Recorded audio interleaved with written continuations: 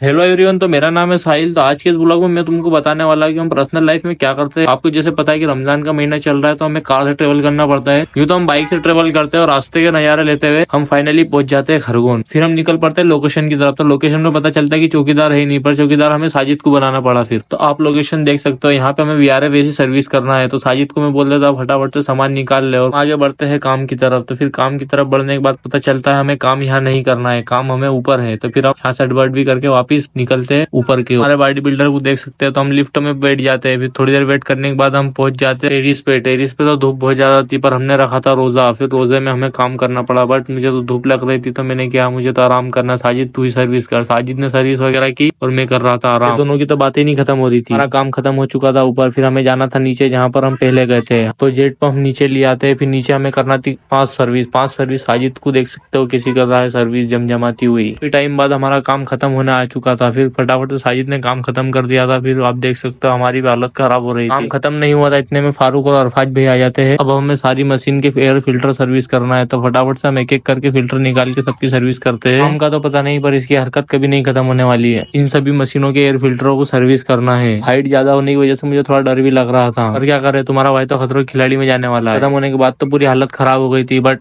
खुशी इस बात की थी कि AC ऑन होने वाले हैं। जब AC ऑन हुए तो थोड़ी हमें राहत मिली। टाइम तो आप देख ही सकते हो, और इनकी शादी होने वाली है तो ये काम को हाथ भी नहीं लगाएंगे। इंदौर से आ रहा था हमारा पार्सल, तो हमें जाना पड़ेगा बस स्टैंड पार्सल लेने। तो हम निकल जाते हैं बस स्टैंड पार्सल लेने के लिए। तो इफ्तारी का टाइम भी बहुत करीब हो जाता है। फिर हम ले लेते हैं पार्सल और इफ्तार के लिए थोड़ा बहुत सामान ले लेते हैं और हम निकल जाते हैं घर के ओर। दिन भर मेहनत करने के बाद तुम्हारा भाई की तो हालत डाउन हो जाती है और हो जाता है इफ्तारी का टाइम। तो हम कर लेते हैं इफ्तार। तो आपको पता लगेगा हम कैसी लाइफ जी रहे हैं।